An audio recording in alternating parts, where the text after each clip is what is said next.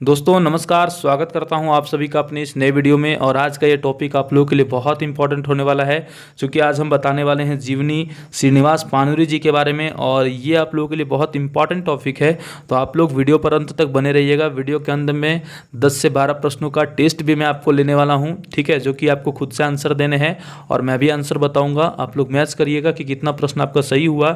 साथ में मेरे साथ पढ़ते जाइएगा, कॉपी में नोट डाउन करते जाइएगा, ज़रा सा भी आप लोगों को दिक्कत नहीं होगा। श्रीनिवास पानुरी जी के बारे में अक्सर प्रश्न पूछे जाते हैं, चाहे वो जेपीएससी मेंस में हो या फिर सीजीएल में हो। प्रत्येक तरह के एग्जाम में खोरठा, जिस भी एग्जाम में खोरठा है वहाँ पर श्रीनिवास पानुरी जी मिलेंगे ही मिलेंगे, डॉक्टर ए.के. झा मिलेंगे ही मिलेंगे और डॉक्टर बी.एन. ओदार जी का नाम होगा ही होगा, ठीक है।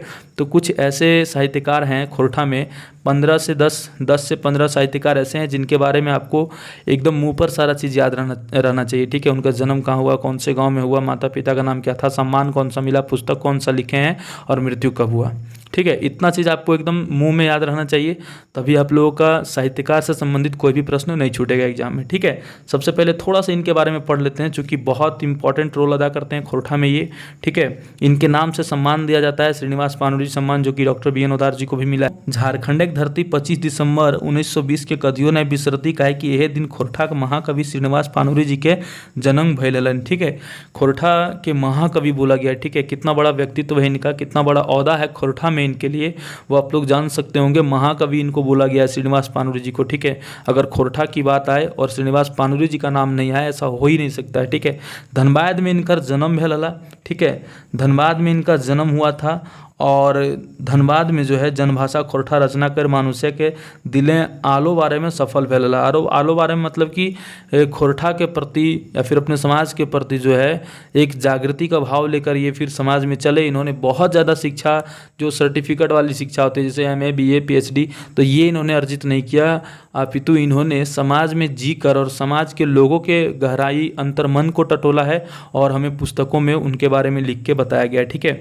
तो देखिए क्या है, कहल जाहिन कि पानुरी जी के बाबा जे हलथिन, पानुरी जी के जो दादा थे वह नवादा जिला के रहने वाले थे, ठीक है। मूलतः नवादा जिला के थे। अखनी 3 भाई हला, पानुरी जी के जो दादा हलथिन, बाबा हलथिन, वो सब 3 भाई हलथी। एक भाई खतरास में जाके बस गलथिन और 2 भाई जो हलथिन से कल्याणपुर में जाके बस गलथिन, ठीक है। कल्याणपुर कहाँ पर है, बरवड्डा थाना के अंतर्गत पड़ता है, जिला धनबाद है।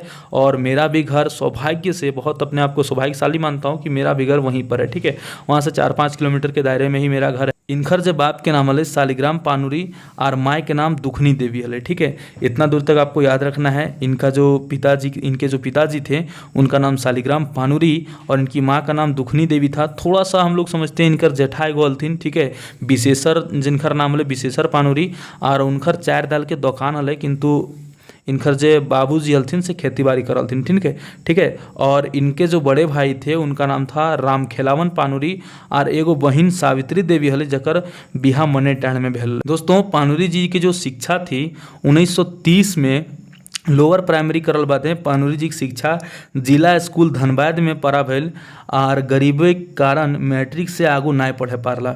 इन्होंने मैट्रिक से आगे फिर शिक्षा अर्जित नहीं कर पाया, किंतु ताव ले इनखर भीतर साहित्यिक चेठा जाग गेल हले। इनखर बिहा मूर्ति देवी संग भई गल। इनकी जो वाइफ थी उनका नाम था मूर्ति देवी और बापे की मृत्यु 4 सितंबर 1939 के साल में भई गल। 1944 में इनकर माए के भी मृत्यु भई गई और तकर बाद पानुरी जी के ध्यान अपन रोजी रोजगार बाटे चढ़ गए। और 1946 ईस्वी में पानुरी जी जलथिन पुराना बाजार धनबाद में एगो जगह है, वहाँ धनबाद में एगो पान गुमटी दे दलथिन और पान कत्था वहाँ बेचे लागलथिन, ठीक है। उनकर कलम से कविता कहना कागज रंगाए लागल, लोग पाने के संगे संगे उनकर कविता के भी आनंद उठवे लगला, ठीक है। किंतु अपने फकर स्वभाव के कारण उनकर आर्थिक दशा ठीक ना रहे लगल और पानुरी जी के शेष लिखल हला जे हमें चाकरी नाय करके आज पछताए रहल हों, हित हमरा बेस सुझाव नाय दिला और ससुरायर बाट से कोनो मदद नाय मिलला, किंतु आर्थिक अभाव के मांझे इनकर लेखनी आर जगमगाए जागले। दोस्तों प्रश्न कहाँ से आते हैं, देखिए श्रीनिवास पानुरी जी जो हैं उनका उपनाम अक्षय बोर भी बोला गया है, ठीक है। हिंदी में अगर हम लोग बोलेंगे तो अक्षय बोर और खोरठा में बोलबे तो अक्षय बोर, ठीक है। बरवड्डा के अक्षय बोर कहल जाए ने तो अक्षय बोर भी इनको बोला गया है, ठीक है। और आधुनिक खोरठा के शिष्ट साहित्य का जनक भी इनको बोला गया। आधुनिक खोरठा के शिष्ट साहित्य का जनक भी बोला गया है। खोरठा भाषा के भीष्म पितामह भी बोला गया है। बहुत इंपॉर्टेंट प्रश्न है, डायरेक्ट एग्जाम में पूछा जाता है कि खोरठा भाषा के भीष्म पितामह के हल थी, तो वहाँ पर लिख देगा doctor A K. Jha, Srinivas Panuri, doctor B N. Odar, Dinesh Dinmani.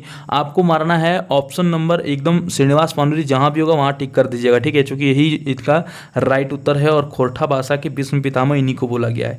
इनका जन्म जो भेल 25 दिसंबर 1920 को हुआ था, ठीक है, जो कि बहुत जगह बोला जाता है 24 जनवरी 1920, लेकिन आपको बुक में ज़्यादातर 25 दिसंबर 1920 मिलेगा। बरवड्डा कल्याणपुर धनबाद में। पिता का नाम शालिग्राम पानुरी, माता का नाम दुखनी देवी, ठीक है, और इनकी मृत्यु हुई थी 7 अक्टूबर 1986 को। इनकी जो कृतियाँ हैं, बाल किरण एक काव्य है, तितकी कविता संकलन है, मधुक देशे प्रणय गीत है, राम कथामृत खंड काव्य है 1970 ईस्वी में इन्होंने लिखा था। कालिदास का मेघदूत का खोरठा अनुवाद 1968 में, ठीक है, 1968 में उसका चाबी काठी जो नाटक आप लोग पढ़े होंगे सीजीएल के लिए, उद्वासल कर्ण जो नाटक है वो आप पढ़े होंगे। आँखी गीत कविता है जो कि बहुत ज़्यादा टफ लग रहा है लोगों को। दिव्य ज्योति काव्य है, मालाक फूल है कविता संग्रह, झींगा फूल है, मातृभाषा है, खोरठा है यार, रखता रांगल पाखा है, ठीक है, मासिक पत्रिका थी मातृभाषा। और किसान कविता है, सबले बीस कविता संग्रह है, ठीक है, और युगे गीता 1968 में इनकी रचना है, याद रखिएगा। कुछ अप्रकाशित बुक भी है, ठीक है। अप्रकाशित बुक करने का मतलब जो प्रकाशन नहीं हो पाया जिसका किन्हीं कारणों से। पराजित जो कि काव्य है, अपराजित ये भी काव्य है। मोहमंग, हमर गाँव, भ्रमर गीत, युगे गीता, छोटो जी हास्य व्यंग्य है, और मेरे गीत, ठीक है। तो आप लोगों को ये पढ़ना होगा और याद रखना होगा इन सब चीज़ों के बारे में। और ये सब तो आप लोग जानते होंगे, ये तो आपको याद नहीं करना होगा। चाबी काठी, उद्वासल करना, आँखी गीत, तो ये सब जो कॉमन है ये तो आप लोगों को याद रखना ही होगा और आप लोगों को याद होगा, ठीक है। बाकी आपको याद क्या करना है, 2-4 याद कर लेना है। तितकी ये सब तो याद ही होगा आपको। बाल किरण है, राम कथामृत है, मधुक देशे है। तो प्रश्न पूछ लिया जाएगा कि मधुक देशे किनकर रचना है, तो ये प्रणय गीत है और श्रीनिवास पानुरी जी की रचना है, ठीक। दोस्तों अब मैं आप लोगों को 10 से 12 प्रश्न भी करवाने वाला हूं, ठीक है। और इतना अगर आप लोग पढ़ लिए हो तो काफ़ी है श्रीनिवास पानुरी जी के बारे में, ठीक है, जहां तक मुझे लगता है कि काफ़ी है। और अगर 1-2 पॉइंट छूट गया होगा तो आप लोग अलग से ज़रूर ऐड कर लीजिएगा, ठीक है। क्या बोल रहा है क्वेश्चन, श्रीनिवास पानुरी जी के सही जन्म बच्छर छाँटा। सही जन्म बच्छर अभी हम तो नहीं बतलियो, कमेंट बॉक्स में जल्दी से बताओ। 25 दिसंबर, 25 सितंबर, 25 सितंबर 1929, 1925, 1920, 20 सितंबर, या फिर कब हुआ था, आप लोग कमेंट बॉक्स में बताइएगा। इसका जो राइट उत्तर हो जाएगा 25 दिसंबर 1920 हो जाएगा, ठीक है। जन्म बच्छर पूछ रहा है 25 दिसंबर 1920। अगला प्रश्न क्या है, श्रीनिवास पानुरी जी के मृत्यु बच्छर कौन टाले। तो जन्म मृत्यु, जन्म कहाँ हुआ था, पिताजी माताजी का नाम, सम्मान और कृतियाँ। अगर लगभग इतना भी आप लोग याद कर लेते हो ना, जो कि बहुत इंपॉर्टेंट है, इतना अगर आप लोग याद कर लेते हो तो फिर और अलग से प्रश्न आपको याद करने की जरूरत नहीं है, ठीक है। श्रीनिवास पानुरी के मृत्यु बच्छर छाँटा। इनका मृत्यु बच्छर कब हुआ था, 7 अक्टूबर 1996, 7 अक्टूबर 1986, 7 अक्टूबर 1990 या फिर 17 अक्टूबर 1986। तो अभी मैंने आपको बताया, ठीक है, अभी मैंने आपको बताया 7 अक्टूबर 1986 को इनका मृत्यु हुआ था।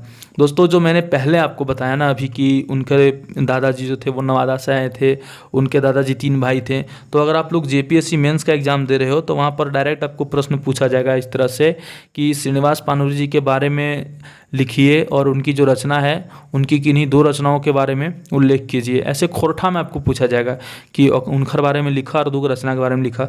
तो उनखर बारे में तो नहीं 10 लाइन 20 लाइन जितना आपको समझ में आ रहा है लिख दोगे, और उसके बाद उनका रचना है जैसे उद्वासल करण या फिर चाबी काठी जो भी है, तो उनके बारे में आप लोग उसके बारे में आप लोग उल्लेख कर दोगे और वहाँ पर 2-2 4-4 लाइन लिख दोगे, ठीक है। तो यही सब प्रश्न आपका मेंस में भी पूछा जाता है और यहाँ पर सिर्फ आपको एमसीक्यू फॉर्म में पूछा जाता है, ठीक है। तो आप लोगों को याद रखना है 7 अक्टूबर 1986 में इनका मृत्यु हुआ था। क्या बोल रहा है अगला प्रश्न, क्वेश्चन नंबर नेक्स्ट बोल रहा है कि श्रीनिवास पानुरी जी के गाँव एक सही नाम छाँटा। धनबाद, कल्याणपुर, बरवड्डा, कल्याणपुर या फिर कतरासगढ़। तो देखिए धनबाद भी सही है, कल्याणपुर भी सही है, ठीक है। इसमें सिर्फ आपका एक कतरासगढ़ गलत है, लेकिन हम लोग इसको मारना तो एक ही ऑप्शन है, तो Barwadda Kalyanpur, option number C Barwadda Kalyanpur. Kalyanpur यहीं मेरे घर से 5-6 किलोमीटर बगल है। मैं बड़ा सौभाग्यशाली मानता हूँ खुद को कि मैं उनके क्षेत्र से हूँ। क्वेश्चन नंबर 14 क्या कह रहा है, मेघदूत इनखर कैसन रचना हकैन। मेघदूत इनकी कैसी रचना है, मौलिक प्रबंध काव्य रचना है, अनुवाद है, उपन्यास है या फिर नाटक है। तो सही उत्तर क्या हो जाएगा इनका, ठीक है।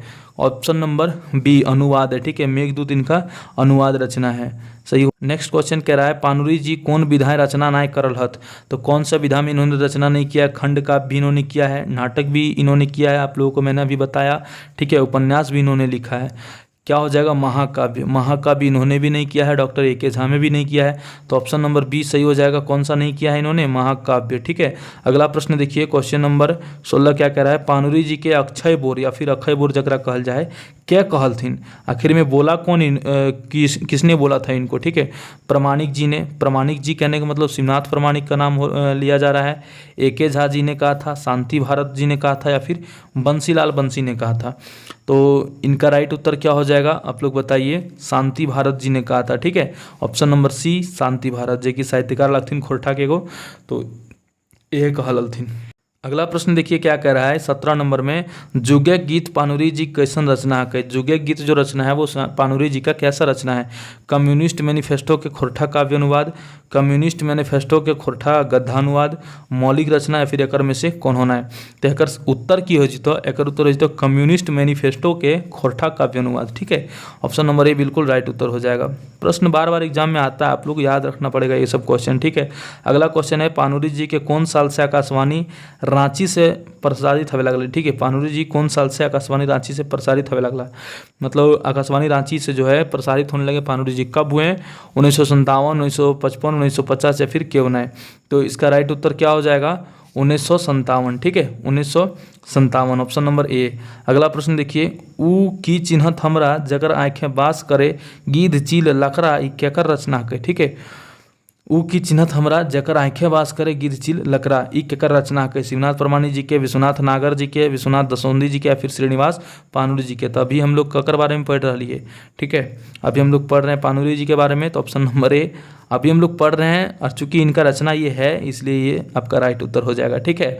अगला प्रश्न देखिए, आज नहीं तो काल माने हते गोड़े काटा मुँहे धर टाने हते, ठीक है। बहुत फेमस रचना है इनका, ठीक है। आज न तो कायल माने हते गोड़े कांटा मुँहे धर टाने हते केकर रचना के? तो इस प्रकार से भी पूछा जाएगा आप लोगों को। ए.के. झा, पानुरी जी, प्रमाणिक जी, या फिर नागर जी। तो क्या हो जाएगा? ऑप्शन नंबर बी पानुरी जी का रचना है, ठीक है। अगला प्रश्न देखिए, कौन निंदे निंदा रे भाई कौन निंदे निंदा छोड़ चलनो लाजक लुगा उठा जल्दी पिंधा ई के कर रचना लगे? कौन निंदे निंदा रे भाई कौन निंदे निंदा छोड़ चलनो लाजक लुगा उठा जल्दी पिंधा ई के कर रचना लगे? पानुरी जी के, ए.के. झा के, प्रमाणिक जी के, या फिर नागर जी के। तो इनका राइट उत्तर हो जाएगा पानुरी जी का, ठीक है। अगला प्रश्न देखिए, चाभी काठी उद्वासल करण पानुरी जी के कैसन रचना के? चाभी काठी और उद्वासल करण जो है वो पानुरी जी का कैसा रचना है? तो उपन्यास है, खंड काव्य या महाकाव्य, तो उन्होंने लिखा नहीं है, तो ये आपका हो जाएगा नाटक, ठीक है। ऑप्शन नंबर बी नाटक रचना है, जो कि आप लोग पता होगा, सीजीएल के लिए पढ़ भी रहे होंगे। उम्मीद करता हूँ कि ये वीडियो आप लोगों को बहुत अच्छा लगा, तो वीडियो को आप लोग ज़रूर शेयर कीजिएगा दोस्तों, और चैनल पर नए आए होंगे तो चैनल को सब्सक्राइब कर लीजिएगा।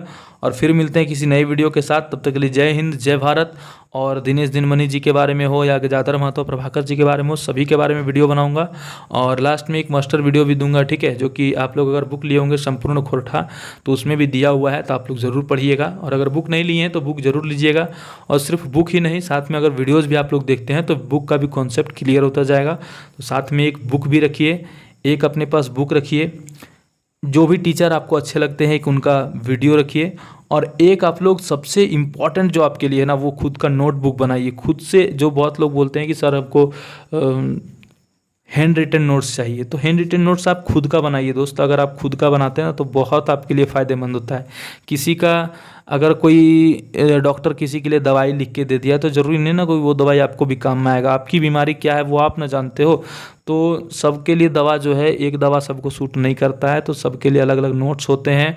आप खुद से जब अपना नोट्स बनाओगे तो आपके लिए बेहतर होगा, ठीक है। या और अगर 2000-3000 में आप कहीं से नोट्स खरीदने जाते हो, एक तो पैसे की भी बर्बादी है, और नोट्स आने के बाद कितना पढ़ते हैं ना लोग, वो आप लोगों को भी पता होगा। सारा पीडीएफ या नोट्स एक जगह एकत्रित हो जाने के बाद लोग पढ़ नहीं पाते हैं, ठीक है। एक उनके मन से टेंशन चला जाता है कि हाँ मेरे पास तो अब सब है, अब परसों से जो है सो सारा कर लेंगे, कल तक मेरा काम है, परसों से सारा पढ़ लेंगे, या फिर सोमवार से सारा पढ़ लेंगे, तो वो फिर धरा का धरा रह जाता है।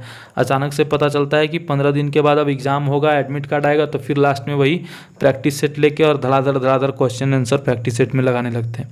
तो ऐसे में सिलेक्शन नहीं हो पाएगा। अभी से धैर्य रखिए और अभी से जो है अपना आप पथ पर अभी से अपना आप तैयारी करते रहिए, खुद का नोट्स बनाइए और खुद से पढ़िए। ठीक है, फिर मिलते हैं किसी नए वीडियो में। तब तक के लिए जय हिंद, जय भारत, धन्यवाद।